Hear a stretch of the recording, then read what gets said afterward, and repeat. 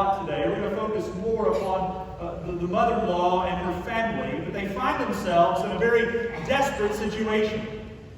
Life has taken a turn for the worse. Darkness has descended upon them. Hope is eluding them. But out of their dark place comes one of the most enduring redemption stories in a book about redemption. And we'll be looking at it again over the next 5 weeks, but it's really one big story, one big redemption story, and it's meant to be read from the beginning to the end, which we're not going to do today. Today we're going to be looking at the first 5 verses, and so if you have your place in Scripture, let me just go ahead and read it, and then we'll begin to open it up and see the context of what was troubling them and where they were was such a dark place for them in those moments. So let's stand and let's honor the reading of God's Word. We begin reading the first 5 verses. You follow along as I read it. Here's how the Word is written. In the days when the judges ruled, there was a famine in the land, and a man of Bethlehem in Judah went to sojourn in the country of Moab, he and his wife and his 2 sons. The name of the man was Elimelech, and the name of his wife Naomi. And the names of his 2 sons were Mahlon and Chilion. They were Ephrathites from Bethlehem in Judea.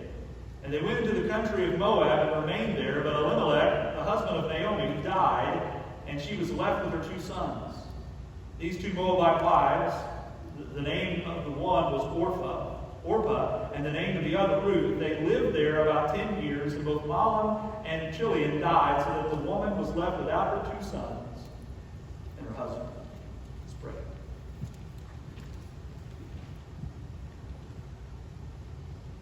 Lord, the subject of today's message is going to be very difficult for some today. As we look at how darkness has come upon this family, there are people that have gathered here in this room who are in a very real and a very dark place themselves. They've experienced some kind of crisis in their life. Maybe they've experienced loss of a loved one. And Lord, that is still very raw for them. They're still working through it. They're still trying to find a journey through this difficult moment, this difficult period of their life. And I pray, Lord, that you will be exceptionally gracious to them today.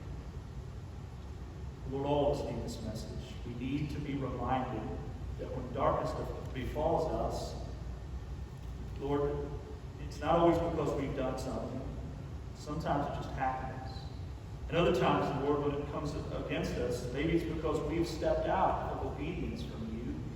We've got to come to terms with that and be wise and seek your face in obedience again. But Lord, whatever the reason as to why darkness comes upon us and difficulties and troubles afflict us, Lord, may we respond properly. May we see that no matter what, we know that you're there and that you're working behind the scenes to bring redemption into our own stories. So speak, we pray. We ask in the name of Christ. Amen. Amen. Go ahead and have a seat there.